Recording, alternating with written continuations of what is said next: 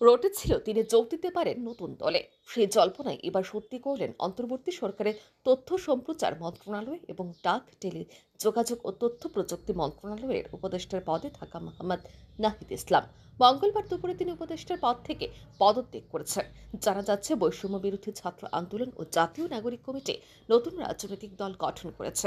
এই দলের নেতৃত্ব দেবেন নাহিদ ইসলাম, আর এ কারণে তিনি পদত্যাগ করেছেন।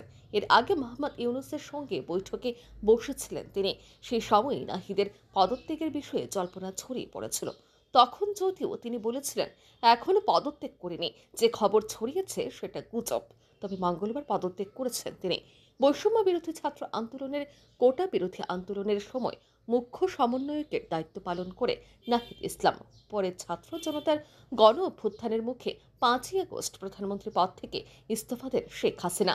এরপর 8ই আগস্ট ইউনূসের নেতৃত্বে অন্তর্বর্তী সরকার গঠিত হয়।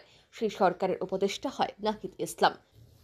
নিজের পদত্যাগপত্রে নাহিদ লিখেছেন, বৈষম্যহীন, ক্ষুধা দারিদ্র্যমুক্ত উন্নত বাংলাদেশ করতে আমাকে সুযোগ দানের জন্য আপনাকে আন্তরিক ধন্যবাদ। গত 8ই আগস্ট শপথ নেওয়ার উপদেষ্টা পরিষদে আমি ডাক, টেলিযোগাযোগ ও তথ্য প্রযুক্তি মন্ত্রণালয় ও তথ্য সম্প্রচার মন্ত্রণালয়ের দায়িত্ব পাই। নানামুখী চ্যালেঞ্জের মধ্যেও আপনার নেতৃত্বে দায়িত্ব পালনে সদা সচেষ্ট থেকেছি, কিন্তু বর্তমান প্রেক্ষাপটে দেশ ও জাতির বৃহত্তর স্বার্থে আমার ছাত্র জনতার কাতারে উপস্থিত থাকা উচিত মর্মে আমি মনে করি।